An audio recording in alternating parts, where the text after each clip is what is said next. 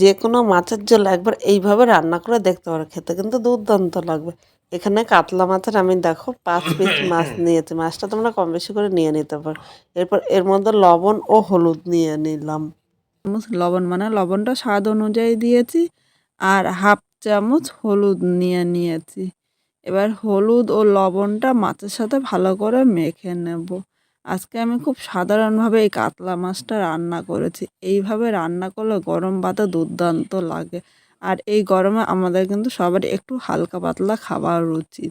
কথা বলতে বলতে হলুদ ও লবণটা ভালো করে মেখে নিয়েছি। এবার আমি এক সাইডে এইভাবে 10 মিনিট রেখে দেব। এখানে আমি আলু নিয়েছি, এরকম ছোট ছোট সাইজের 2টো আলু নিয়েছি। আলুটা তোমরা কম বেশি করে নিয়ে নেবে। প্রথমে একটা আলু এইভাবে আমি 4 পিস করে নিলাম। একইভাবে আমি এই আলুটাও কিন্তু 4 পিস করে নিয়েছি। আলুটা কেটে সাথে সাথে একটু জলের মধ্যে রাখবে, নাহলে আলুটা এমনি রাখলে কিন্তু তাহলে কালো হয়ে যায়। এইভাবে আমি জলের মধ্যে পরিষ্কার জল দিয়ে 2-3 বার ধুয়ে নেব। এবার আমি উনানে কড়াইটা বসিয়ে দিলাম। প্রথমে কড়াইটা কিন্তু ভালো করে গরম করে নেবে। এরপর আমি তেল দিয়েছি। আগে কড়াইটা ভালো করে গরম কর, এরপর তেল দিয়ে গরম করলে অনেক সময় মাছ ভাজতে গেলে দেখা যায় কড়াইয়ের মধ্যে লেগে যায়। কিন্তু এইভাবে গরম করে দিলে কিন্তু একটুও লাগবে না। এখানে তেলটা গরম হয়ে গিয়েছে। এবার নেড়ে চেড়ে মিশিয়ে নিলাম। এখন আমি একে একে মাছগুলো দিয়ে দেবো। এখানে দেখো এক এক করে আমি সবকটা মাছ দিয়েছি। তোমরা তোমাদের সুবিধা মতো কিন্তু মাছটা নিয়ে নেবে। এখানে আমি একটু তেল বেশি দিয়েছি, তাই মাছগুলো আমি একই সাথে ভেজে নেব। এখন মিডিয়াম টু লো করে মাছটা ভাজতে হবে, কারণ কাঠের উনানের জালের কিন্তু তাপটা একটু বেশি থাকে। তাই মিডিয়াম টু লো করে মাছটা 4 থেকে 5 মিনিট হালকা লাল করে ভাজবো। আমার কাছে খুব বেশি কড়া মাছ ভাজা কিন্তু ভালো লাগে না। 4 মিনিট আমি মাছটা ভেজে নিয়েছি। এবার উল্টিয়ে ওই পিঠটা একইভাবে মাছটা হালকা লাল করে ভেজে নেব। মাছগুলো ভাজা হয়ে গিয়েছে, এর থেকে বেশি ভাজবো না। এবার একে একে মাছগুলো তুলে নিলাম। কড়াইতে অনেকটাই তেল আছে, তাই আলাদা করে তেল দেবো না। এই তেলের মধ্যে আমি একটা শুকনো লঙ্কা সম্বাদ দিলাম, আর একটা তেজপাতা হাফ করে নিয়েছি এর মধ্যে দিয়ে দিলাম। এর সাথে আমি হাফ চামচ জিরা সম্বাদ দিয়েছি। এবার 1 সেকেন্ড আমি ভেজে নেব। মশলাটা 1 সেকেন্ড ভেজে নিয়েছি। এবার এখানে যে আলুগুলো কেটে রেখেছিলাম একই সাথে আমি নিয়ে নিলাম। এর মধ্যে সামান্য একটু লবণ দিয়ে দিলাম। এবার লবণটা নেড়ে চেড়ে মিডিয়াম আগুনে আলুটা 3 থেকে 4 মিনিট ভেজে নেব।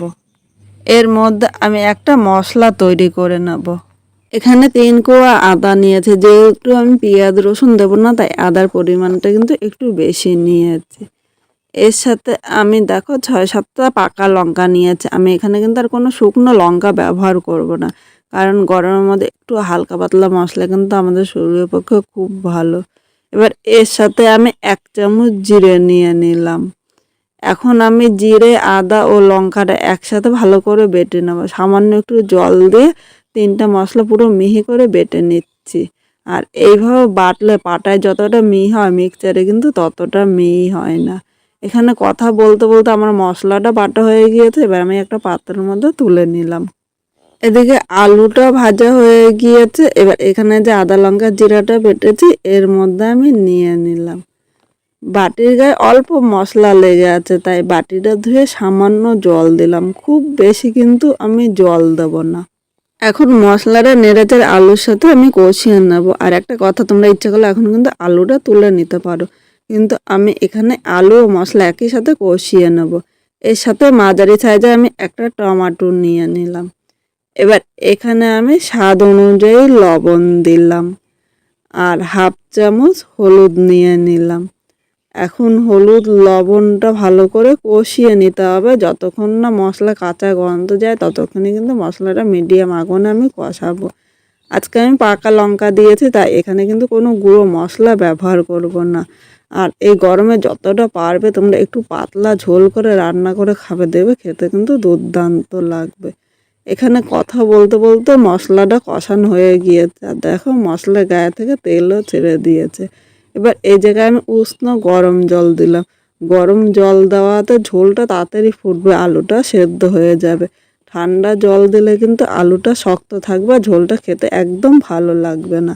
এখন আমি ঝোলটা ফোটা পর্যন্ত অপেক্ষা করব। বন্ধুরা, ঝোলটা ফুটে উঠেছে, আর এখানে দেখো আলুটাও কিন্তু সেদ্ধ হয়ে গিয়েছে। আর খুব বেশি কিন্তু ঝোল ফুটাতে হবে না। এবার এর মধ্যে আমি একে একে মাছগুলো নিয়ে নিলাম। মাছটা নেড়েচেড়ে ঝোলের সাথে মিশিয়ে নিয়েছি আর 2 থেকে 3 মিনিট ঝোলটা ফুটিয়ে নেব। মানে ঝোলটা যাতে মাছের ভিতরে ঢোকে ততক্ষণই কিন্তু ফোটাতে হবে। আজকে যেইভাবে আমি এই মাছের ঝোলটা রান্না করলাম, তোমরা যদি সেইভাবে রান্না করো অবশ্যই খেয়ে কীরকম লাগলো কমেন্ট করে জানাতে কিন্তু ভুলো না। নতুন কোনো বন্ধু যদি ভিডিওটি দেখতে আসে, ভালো লাগলে একটা লাইক শেয়ার ও কমেন্ট করো, সাবস্ক্রাইব করে পাশে থেকে যাতে এরকম আরও নতুন নতুন ভিডিও আপলোড করার সাথে সাথে নোটিফিকেশন আপনার কাছে পৌঁছিয়ে যায়। এবার 3 থেকে 4 মিনিট মিডিয়াম আগুনে আমি ঝোলটা ভালো করে ফুটিয়ে নেব। এখানে মাছের ঝোলটা হয়ে গিয়েছে, খুব বেশি কিন্তু আমি ঝোলটা নানাবো না। এবার এর উপর দিয়ে একটু ধনে পাতা দিলাম। তোমাদের কাছে যদি ধনে পাতা না থাকে তাহলে ধনে পাতাটা স্কিপও করতে পারো। এই পরিবর্তে তোমরা কিন্তু একটু গরম মশলাও দিয়ে দিতে পারো। ধনে পাতাটা দিয়ে আমি সাথে সাথে নামিয়ে নেবো, কারণ ধনে পাতাটা দিয়ে আগুনের মধ্যে রাখলে এর গন্ধটা কিন্তু থাকবে না।